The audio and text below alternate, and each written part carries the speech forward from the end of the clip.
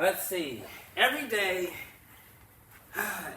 we get a chance to be around incredible individuals, and a lot of times we find ourselves being blessed by the network of great individuals. And because we are connected to Evan, we get to be connected to somebody as great as Mark Monroe. Let me read this man's bio real quick, all right? I hate it when people do my bio. Said like somebody that's actually accomplished something like that. Don't remind me of my accomplishments. Don't remind me of my bruises that I took getting here. Mark Monroe is a seasoned entrepreneur and venture capitalist based in Seattle, Washington. With a rich background in tech startups, Mark is best known for founding Unfold, a pioneering tech platform that revolutionized the recruitment process. His leadership and vision culminated in the successful sale of Unfold to Monster in 2016, shortly before Monster's acquisition by Randstad, making it a significant milestone in his career. Following this notable exit, Mark transitioned into venture capital, where he spent 5 years operating under the radar, investing in and nurturing a range of promising startups. That's how you know you got money. Like, don't tell nobody that I'm doing this, right? His keen eye for potential and commitment to innovation helped numerous early stage companies flourish during this time. In his latest venture, Mark serves as a guiding force From the Culture, where he dedicates his expertise to empowering startups that resonate with cultural significance and innovation. His approach combines a deep understanding of market dynamics with a passion for transformative ideas that challenge the status quo.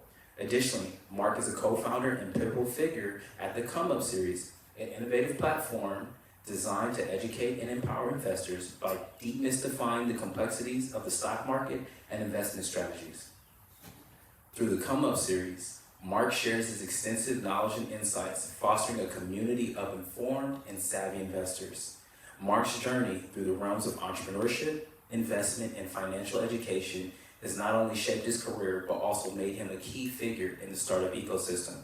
He continues to inspire and support the next generation of entrepreneurs and investors, particularly in the tech, cultural, and financial sectors, making him a valuable connection for founders and angel investors alike. Let's give it up for Mr. Mark Monroe. I always just say I'm just Louis St Cyr's son, or grandson, that's it. Okay, so we're gonna jump right into it then. All right, cool. So you said a very pivotal and powerful name that I don't think a lot of people are familiar with. You said Louis St Cyr. Sounds like an OG Black Panther to me. He was. He was part of the pivotal group along with Bobby Seale and Huey P. down in Oakland. Absolutely. Okay. That actually was one of my questions for you. So you went from a founder to venture capital to being a founder again. Right? Okay. Now, since you jumped my question about your grandfather, it's very interesting because when you talk about legacy of your grandfather and the 10-point program that the Black Panthers had, how did that influence you when you were going? How did that influence you? Let me ask that question.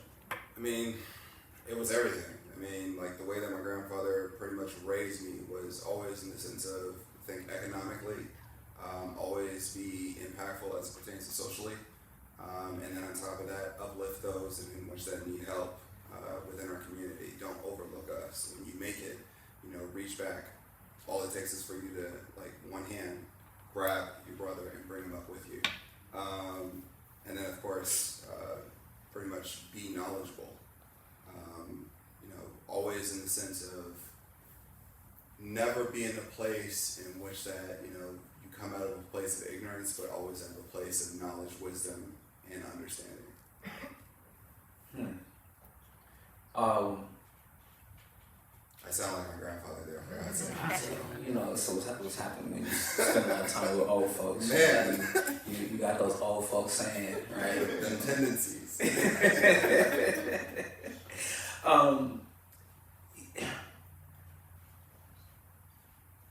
Your grandfather's influence. Yeah. What were some of the challenges that you had with maybe that ideology that he gave you and going into the traditional founder or financial sector, if you had any challenges? I didn't really have a lot of challenges per se because I got into investing at the age of 9.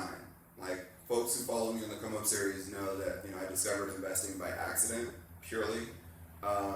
They would host, like, every Saturday morning, they would literally have an investment club. And that's when I know when the donuts was lit, every early morning. I just had to wake up early in the morning to get it before everybody else literally got the best ones. And I accidentally put a hole in the wall because I fell asleep and ironing board goes to the wall. But that literally just unlocked an entire journey for me because in that room, there were individuals of industry that were in that room. Like, there were engineers in the room, there were pastors in the room, there were community activists and leaders in that room, there were entrepreneurs in that room, there were folks that worked on Wall Street in that room. And to me, they were just, oh, that's Chuck, or that's so-and-so. But as I got older, it became something even greater where, you know, and also, you know, my grandfather never wanted me to follow in anybody else's path in our household. He said, carve your own path. Like, wherever you go, that's ultimately your journey. You know, I paved the way so that way ultimately you have that option to do so. Like the work that he did at Boeing, you know, making sure that Boeing now has a lot more black engineers that are there. He sacrificed his career in order for that to literally take place. And so for me, sitting back and watching those things, I never took that for granted. Shout out to Boeing. If there's any Boeing people in the room, shout out. Hey man, don't talk about my company like that. No, it's an amazing company. I'm a little sensitive, okay? Keep it in mind. Look, the question is it max 8 or max 9? Well, you know, I work on the Dreamliner, so I don't have those kind of problems. You're good. You said something about this communal aspect of investing. And I was going through because I was watching the Come Up, and it seemed like there has always been this focus on community with you. Why was community important to you? The reason why community is important because nobody ever makes it successfully by themselves. Like, you look at, I mean, think of one of the most influential people that you may know, just in the back of your mind. Like, just think about it. Did they make it by themselves?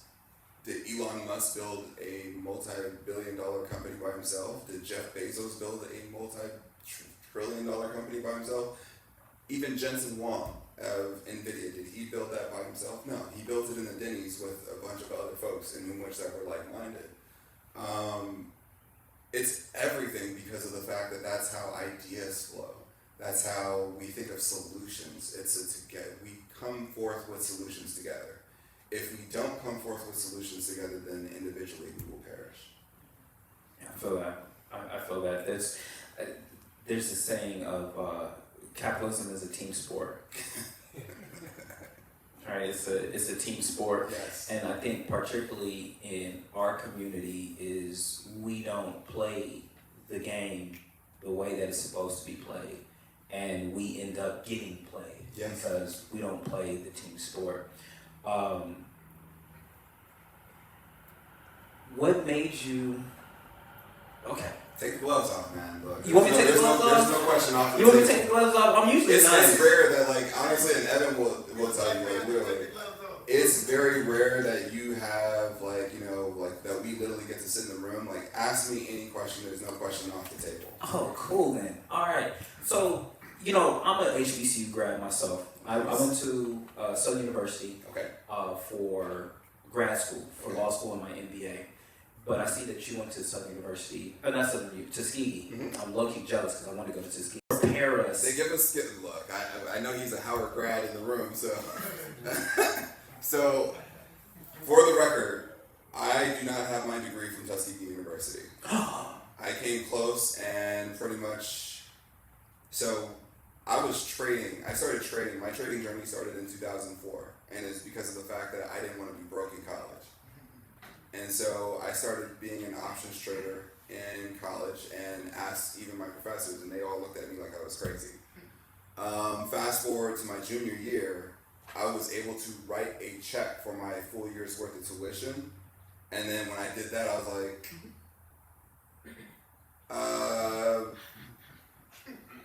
math is not mathing. Like, something's not adding up here. Yeah.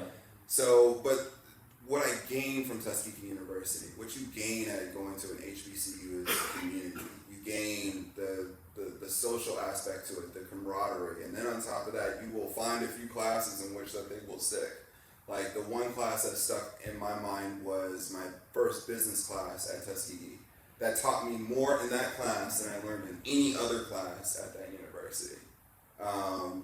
He gave me one of the greatest books that I've also shared on the Come Up series, Thinking Strategically, which literally is game theory, and that can be applied across all facets of life. And he taught that as a business class, and that's my freshman year at 8 a.m. Sounds like your professor was actually an entrepreneur. He was. Yeah. He was an entrepreneur. And so, and it's kind of like, real recognizes real, game recognizes game. And he realized, he was the first person I talked to before, going to the bursar's office and trying to drop out and trying to get my check back. And I realized that there is no refund. And honestly, they were like, he was like, Mark, simple question. Who are you with this degree? I'm still Mark Monroe. Who are you without it? I'm still Mark Monroe. And he was like, okay, well, do you have a plan as it pertains to what is it that you want to do? Yeah, this is what I'm going to do. And he said, what is the probability that it will be successful? I said, I have a pretty high probability because I'm living it now. And he was like, well, if things change, he was like, will that skill leave you? No. And he's like, okay, well, then it seems to mean that you've learned everything that you were set here to embark upon Tuskegee University. You learned everything that you needed to know. Go to your next journey. And that gave me the confidence to literally drop out and literally start my next journey. I don't recommend that for everybody else. Your journey is your journey, but it gave me the confidence, and again, that community part of tapping into someone from that community that I can trust and gain knowledge from, and that's somebody that I look up to. It was awesome because had I not, I think I would have probably been miserable. My journey would have gone completely different. I can relate to that. It's you have those defining moments, and you realize that you've put the wrong meaning or you've attached the wrong value to certain things. For you in that time, it was, I came here for the knowledge. I ended up getting community, and I also found a sense of purpose. Yep. And now taking that purpose into your next ventures, because to be able to have that kind of confidence, one, to do options trading while you're in college, yeah, and then like you said, your professors are telling you, looking at you like you're crazy. Right, they're able to teach you the formulas, but they can't teach you how to actually do it. Man, after that first trade, I thought I was crazy too. You go from $1,500 to $4,500, and you're like, shoot, I'm living when you're 18. And then you're like, I'm gonna let it cook for a few more days, and then it goes from 4,500 to zero. Yeah, it really makes you readjust and really reevaluate your life situation before you're going. That was it. So I had to wait a whole other month just to figure it out. But again, that's I wouldn't change that for the world.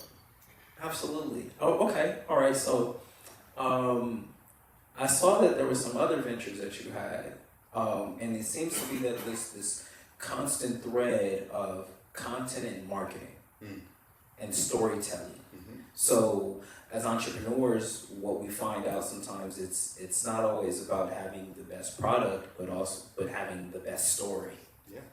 How has your particular story,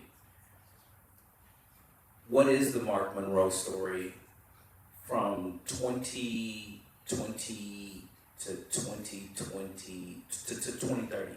What is the Mark Monroe story from 2020 to 2030? So give us a little bit of your past and give us So first things first, so that you're taking me to where the Come Up series is, and also where I was getting ready to make that journey to step outside of venture capital.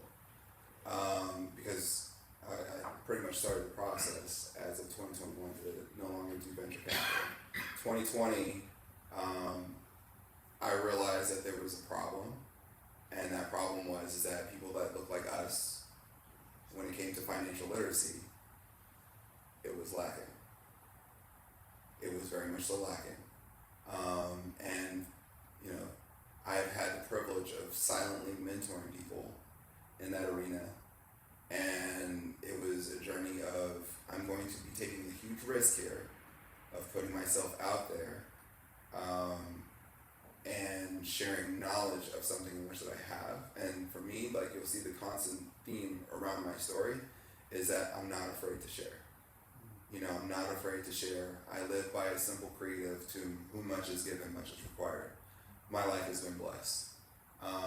And from 2020 to 2030, my life will continually be blessed.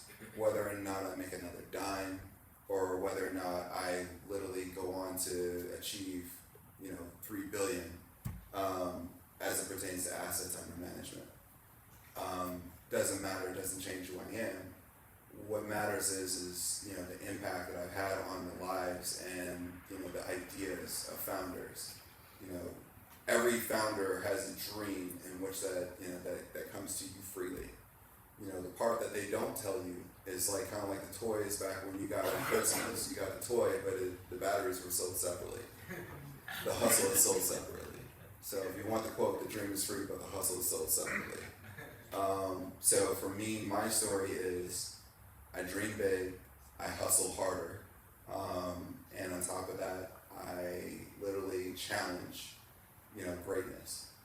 So for the founders that I work with on a daily basis, I tell them, I know you're great, but I'm going to challenge you to see exactly how great you really are. So that's, I guess, you know, to give you kind of like the end game.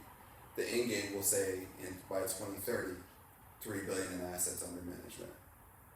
2020 was the start of making sure that my people could rise with me, making sure that they could be on this journey with me, making sure that folks in whom which that don't even that are underrepresented highly at any of the tables, that now that they have a seat at the table. So what does that look like? So I can give you a little bit of inside scoop of what that looks like since we're in 2024. I started in 2020. My people knew nothing as it pertains to financial literacy, stock market, and everything else. By 2022, they were already having full legit conversations with people on Wall Street, analysts. They were literally doing breakdowns and everything else. We went from 0 to now 72, and in that extended network as it pertains to that, pretty much, what is that? I could probably say about 250 people if you include high schools and everything else, in which like the curriculum that we just gave for free, that now is being taught in schools like in Florida, in Texas, Atlanta. I did it, and I also saw like that there were other folks that benefited from it and charged people thousands of dollars to gain the information, and I didn't charge down. I'm sorry. That's okay. But I mean, it's like it's different pathways there. And where it reads now is, in 2022, I did a series called Executive Education. It's an entire playlist that if you really wanted to gather, if you were to take your MBA, I literally thought that I could like literally teach our people MBA level material and understanding in a series in a year. Hopefully I achieved that, I don't know. But I mean, you know, the goal is that again, that's how the story sits so far. But where it goes, as it pertains to starting a company called From the Culture, where I realized that Black founders or underrepresented founders have great ideas, they just need human capital to help them be built. And I realized that the reason why I stepped out of venture capital was because of the fact that investing in an idea is great. When you receive your check for your startup, you're going to be elated. For me, that doesn't really move me. You know, for me, what really moves me is the fact that, you know, being able to nurture founders just like what Evan and Ron do. You know, we're pretty much trying to attack the same problem just from different angles. We all see it. It's kind of like the dust that we see that from the sunlight. We all see the dust. We all know it's there. And that's more so in the sense of just making sure that founders ultimately are well equipped. Their startups are amazing. The ideas are being built correctly, that they're viable, that they're marketed correctly, and ultimately, 14 companies later, here we are.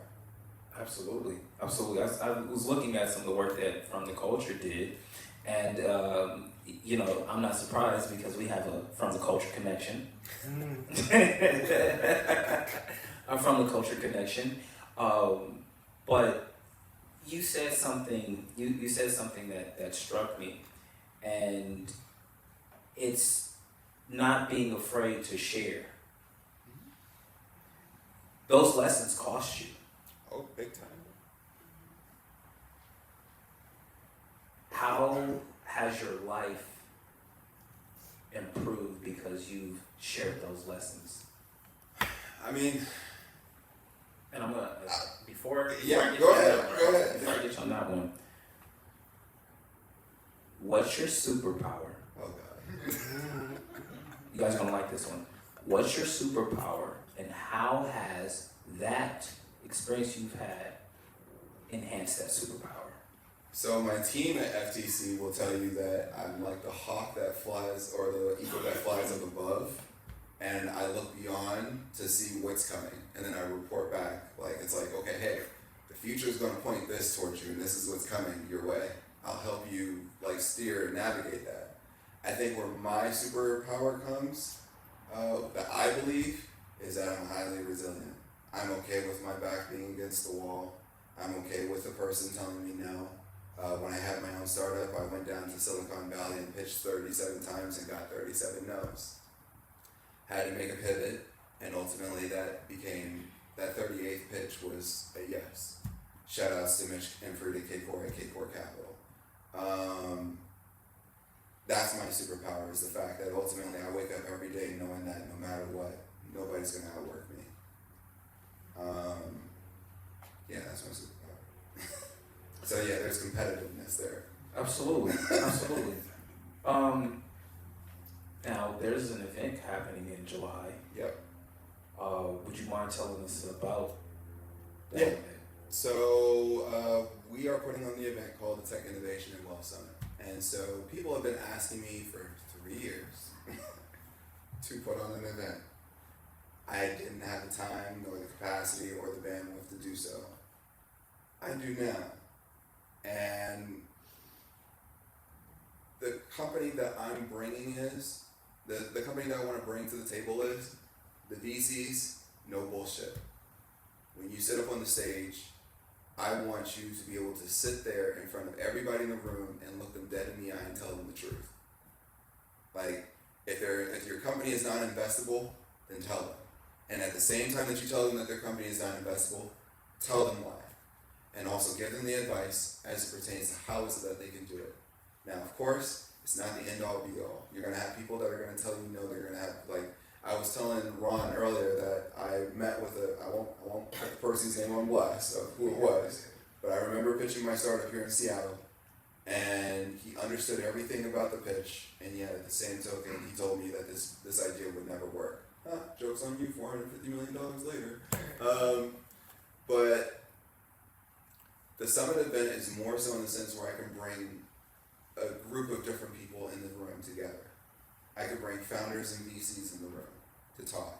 I could bring people of high net worth that are interested in possibly becoming VCs or investing into great ideas. I can also bring my world of the stock market, Wall Street, because believe it or not, those two networks play very, very close together. And when you understand how close, and the understanding of like the value of understanding both sides of the table of both private and public markets, I strongly believe you become dangerous, because now you see the board differently. And it's really just about how is it that you see the board and also how you play the board. So it'll be from July 19th through the 21st. We will have a startup speed pitch, so if you have a startup, come out, pitch, meet other founders, meet investors. They're going to be looking for you. If you have an idea and if you have something that's tangible, bring it forth. We're going to have some pretty cool people from A16Z that I built great relationships with. some of the folks from some of the local VCs here. So you'll have Monroe Venture Labs in the room. And like I said, my goal is just that I want people to walk away from this event either with a potential signed term sheet, or essentially you know what your marching orders are Monday morning. You know what you got to do. You may have a few follow-up phone calls and everything else that you need to take care of. But ultimately, as you know, I'm all about restoring value and bringing value to the people. That's incredible. That's incredible. During a previous conversation, VCs won't necessarily give you the feedback that you need in order to be successful sometimes. Yep. And so the fact that you said, hey, I'm bringing the VCs in the room, and you can't just tell these people no. You got to tell them why. Yep. And that's so important, so that, because if you don't get that feedback, how can you actually improve? So just right there, having that is a major value add, because once now you can't hide behind a computer screen, you can't hide behind a phone. You got to tell me right here, right now, what can I do to improve, and whether or not this is something that it's a no because it's not part of your investment thesis, yep, or is it a no because you're just not ready? Yep. Which is very critical to know. My last question, man. My last question. When do you when do you come to Davos with me? Well, you talking about Switzerland? When do you come to Davos? This guy. Well, technically I've already been to Switzerland, but I mean, look, if you're trying to go, we can go. All right, for sure. That's the last question? Well, I got more questions for you. That's my own personal question. Oh, okay. My own personal question.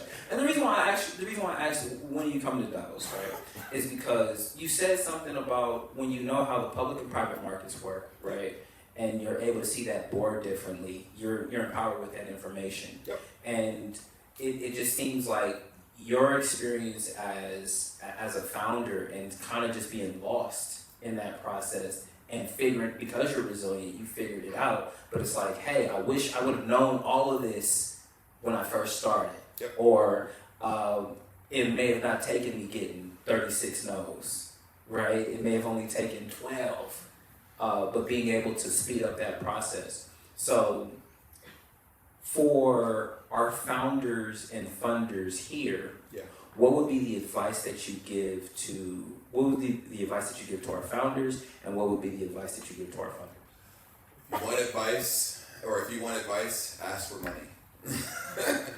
If you want money, ask for advice. You want me to repeat that for you? Yes, please. If you want money, ask for advice. If you want advice, ask for money. You want me to break it down for you? You ask me for money, I'm going to give you a whole bunch of advice. This, that, and the third. Because here's the thing. If you, let's say that a person comes and asks you for $1 million, right? You're going to probably say yes, and you're going to give and there's probably good enough reason that they've already given you to ultimately earn your $1 million check, or you're going to tell them no. And there's going to be reasons why you're going to probably tell them no. And you're going to be like, okay, hey, well, is my business fundable, or is there something I'm missing? Did I hit a certain critical mass number of users? Did I hit traction, or whatever it is? And when you're looking for advice, you know, it's kind of interesting because there's a wise man that I know that says that confidence breeds success. And so, you know, it's kind of like a little bit of confidence to know that you're working on something and you just go and ask the person for advice when they're so accustomed to everybody asking them for money. Like, there's certain power in that where, like, just imagine the power of that conversation where it's just like, hey, you go walk into a VC and be like, hey, I'm working on this idea. I want to know what your thoughts are. Can you give me any advice as it pertains to, like, you know, how would you, you know, ultimately, you know, how would you launch this product, or ultimately, how would you ultimately seize, you know, users, or X, Y, Z, or to prove that this idea is viable? You know, they're going to look at you like, whoa, what?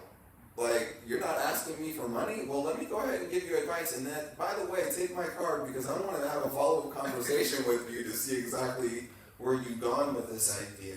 And also in the sense of, this is something that I would possibly be interested in investing into because I I now know your formula. I've seen how you work. I've seen how you think things through. You ask me questions that are engaging to ultimately be better, not just, okay, hey, can you write me a check, or is my company something that you would invest in? You're asking me as a person in which that is truly asking.